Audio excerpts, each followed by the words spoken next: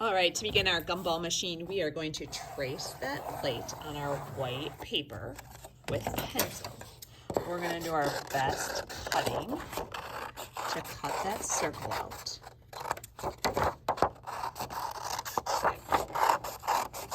You're going to have your choice of neon paper, glow-in-the-dark paper to use for the gumball machine. On this long end, I am going to round the corners off. So we haven't done this in a while.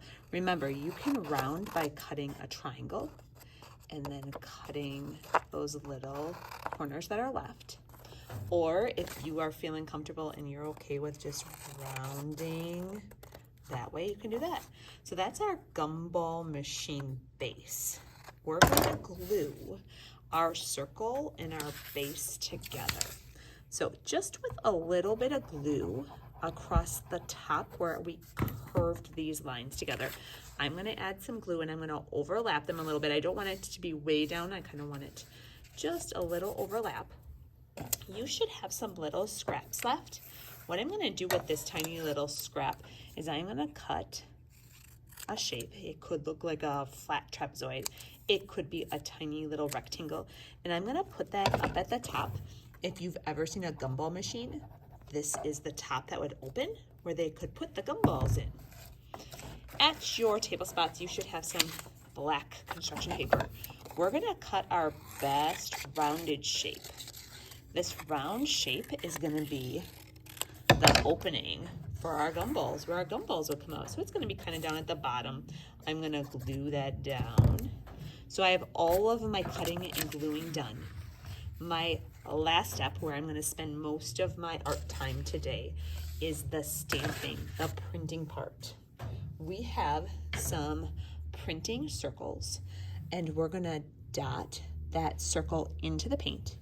We might have to wipe some of that extra paint off. You don't want it to be gobbing and hanging off the edge. This is the bottom of the gumball machine. We definitely need some circles at the very bottom.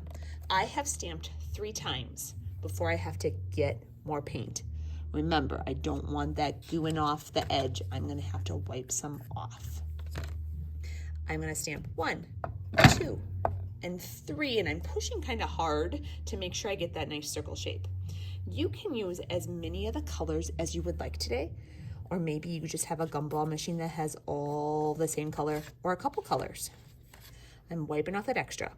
When we stamp a second color, or as we start to fill up our gumball machine, we want to make sure that the gumballs are touching each other.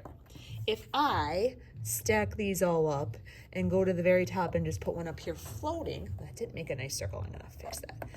That looks kind of weird, like it's just floating in the middle of my machine. Look at how all of these touch. So if you start at the bottom with your stamps, you want them to touch. You shouldn't have big spaces all the way around, then it looks like it's floating. So I'm gonna keep stamping, filling up as much of that gumball machine as I want. Maybe I just have a bottom row. Maybe I'm gonna stack them all the way up to the top. You get to decide how full your gumball machine is. When you're all done, they're going in the drying rack.